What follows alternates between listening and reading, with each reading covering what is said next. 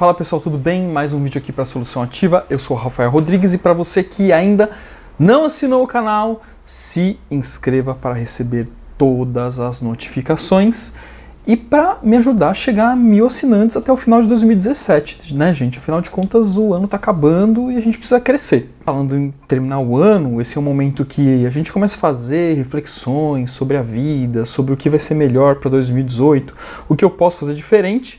E para ajudar vocês, especialmente você que mora na cidade de São Paulo, você que pretende visitar São Paulo nos próximos dias, em algum momento da sua vida, eu elenquei aqui 5 lugares para se autoconhecer. Agora, significa que esses 5 lugares que eu elenquei é você ir lá e fazer uma experiência individual e refletir? Não exatamente. Você já vai saber do que se trata. Eu acho que o autoconhecimento é uma jornada, não é simplesmente a gente parar, refletir, uau, me autoconheci. Não é bem isso. A gente vai, experimenta, vai num lugar, vai em outro, vive, e assim a gente vai construindo experiências de vida, e essas experiências vão dando referências pra gente, e a gente vai aprendendo conforme o tempo passa, e principalmente refazendo as coisas de maneira diferente, baseado nas experiências, mas construindo coisas novas. Se a gente não tem experiência nova, a gente não consegue criar coisas novas, a gente repete nossos padrões de comportamento e repete coisas que são ruins também, que são danosas para o nosso desenvolvimento psíquico como um todo.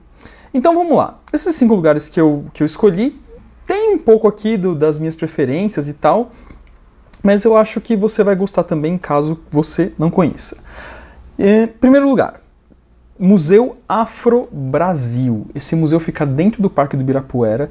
Ele é maravilhoso. Gente, eu já visitei alguns museus fora do Brasil e eu posso falar com toda segurança. O Museu Afro-Brasil, ele tem um padrão de museu internacional, seguramente. É super completo, super bem estruturado, super bem organizado e, salvo engano, a entrada é gratuita. Então você não pode reclamar que é um lugar que você vai gastar dinheiro e tal. E o que tem lá de interessante? Bom, muitas coisas, mas especialmente o sincretismo entre as religiões tribais africanas e o catolicismo, algumas tecnologias que eles desenvolveram de alguma forma no período que eles vieram para o Brasil, e até mesmo como que eles vieram para o Brasil e qual o contexto histórico e tal. É muito interessante esse museu e conta a nossa história como brasileiro, então vale a pena a gente ir lá e conhecer e dedicar pelo menos 2 horas, isso mesmo, 2 horas para poder olhar o museu com calma, porque ele é enorme, tem muita coisa, muita produção artística, muita obra, muita escultura, muito quadro, enfim, tem muita coisa legal, vale a pena passar por lá. Beleza? Outro museu que eu recomendo também, que conta um pouco da nossa história, só que é de um viés mais religioso e artístico, que é o Museu da Arte Sacra, fica ali na Estação Tiradentes do metrô. É um museu menor, nem por isso menos interessante. Tem muitas obras de grandes autores brasileiros, e até mesmo no período ali da colonização do Brasil, mas então conta um pouco da nossa história também, e muitas obras são parecidas com as obras também do Museu Afro-Brasil. É muito legal, e eu acho que o que mais chama atenção, gente, e escrevam o que eu estou falando, tem um presépio na parte mais... fica num outro ambiente fora do museu, mas num lugar fechado. Ele é maravilhoso, o presépio mais lindo que eu já vi na minha vida, é maravilhoso. Vocês vão ficar encantados também, porque é uma coisa de outro mundo.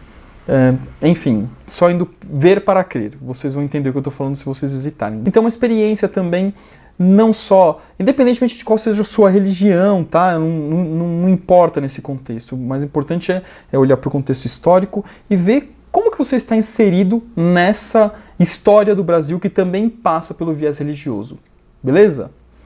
Outro lugar também com uma pegada religiosa, que é o Templo Zulai. Ele não fica exatamente em São Paulo, ele fica em Cotia, se eu não me engano, e é um templo budista.